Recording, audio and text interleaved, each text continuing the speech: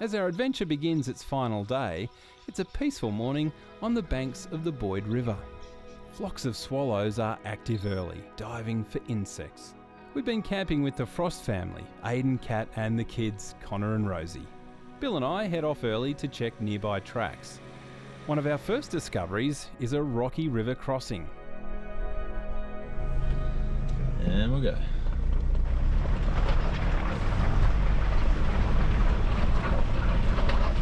Got a little bit of depth about it.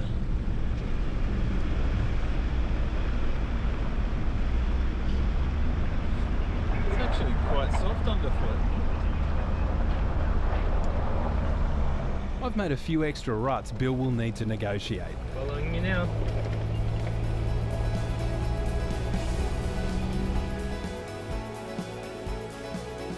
I feel like I'm in a boat.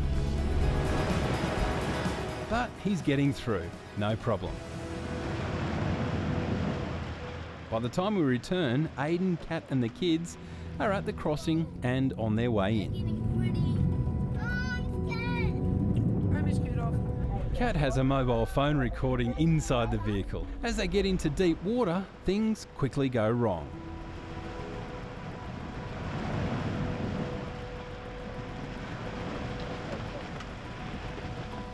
In a flash, Bill is back in his Ford Everest and racing to the rescue.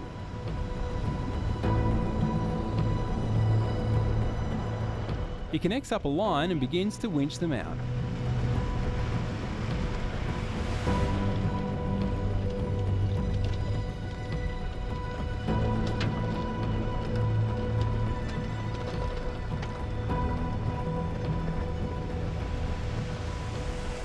The bottom is really silty, and the spinning wheels of Aidan's Everest have pushed rocks in front of the T-Van's wheels, making it more difficult to pull the camper trailer up and over them.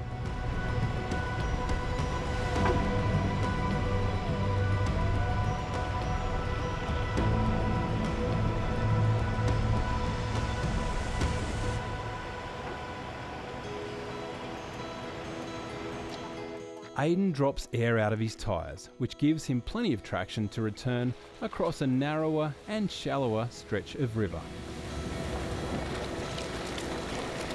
Everyone makes it to safety, and there are big smiles all round, especially from Connor and Rosie. Hey kids, how was that? Oh no. Well, it all ended really well there, but I would have just liked to see one other precaution with the winching, but it all really happened so quickly, and in that rush you can forget some little safety items, including this thing here. This is called a cable dampener. You simply hang it over the cable wherever there's a little bit of metal, in this case our winch hook, just in case if anything breaks, it's going to help that hook fall to the ground rather than rocket through the air. And there's one more bit of fun for all of us. There's a couple of little ways you can crawl out of that river flat that are a little bit challenging. We'll see how we go up this one. It's pretty steep and didn't even have to put the diff lock in. Bill also drives up, no worries.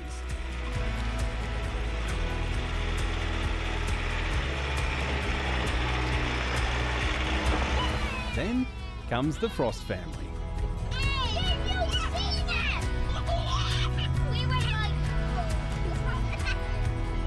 By the sounds of it, I think we might have enlisted Connor and Rosie as future four-wheel drivers. Welcome aboard, kids. Get ready for your next 4x4 adventure with the Mr. 4x4 app. Be inspired with films of every major 4x4 destination in Australia and get informed from Australia's most trusted and experienced four-wheel driver. Learn how to four-wheel drive travel safely thanks to a massive library of instructional videos, magazine articles and books at your fingertips. From beginner level to advanced, discover techniques from preparing your vehicle through to how to recover it, including winching, snatching, changing tyres and more. Learn how to drive in different conditions, including mud, sand, snow, rocks and steep terrain, and water crossings. Plus learn delicious and practical recipes to make while on the road. It's everything you need and more to make your next adventure a great one. Start your free trial today. For Bill and I, the adventure has one more leg. And on the way, there's a very distinctive section of road. This is called the Convict Tunnel, but it wasn't built by convicts, it was just built by lowly paid workers. And the shape of the tunnel is quite interesting because it was built to be high enough to fit through a stagecoach. About 50 kilometres on, there's a left turn onto Narrow Pass Fire Trail, which leads to one of the highest peaks in the area. It is a roller coaster of a road. It is absolutely chock-a-block full of whoop-de-doos. Whoop-de-doos, also known as erosion ditches. They stop the water from racing down the hill and getting eroded really quickly. So the whoop-de-doo is designed to channel that water off the side of the track. And I tell you, if you've got some kids on board, they will be having an absolute field day out here. And all those whoop-de-doos lead us to a whiz-banger of a vantage point. A place with 360-degree views of the Great Dividing Range. So this is Tommy's Lookout, mate. Awesome. Named after an Aboriginal fella who was pretty good at evading the cops. Yeah, right. His full name was Tommy McPherson. He was an accomplished horseman, bushman, and part-time gold digger. After being arrested for murder, Tommy escaped and hid out from authorities in this area. Tommy's Rock Lookout was one of his favourite spots. Now, it's one of mine. The very purpose of this show is to try and show you guys a great adventure.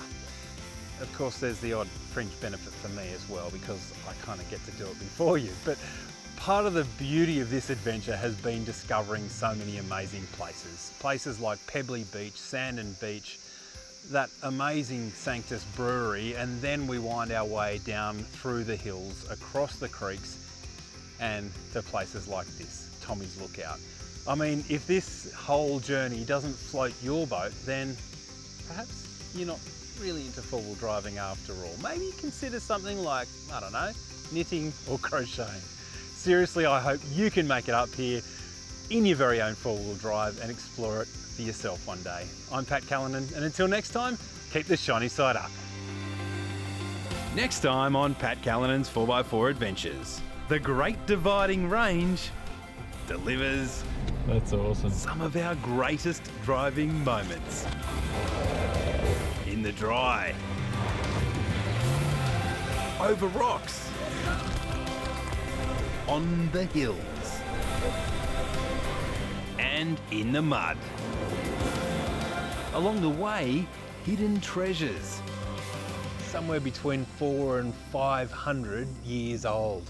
And things get hot in the kitchen as Bill cooks up snags in a swag. They actually look really nice. We meet some noisy locals and get a powerful history lesson. Place, a dead set gives you goosebumps.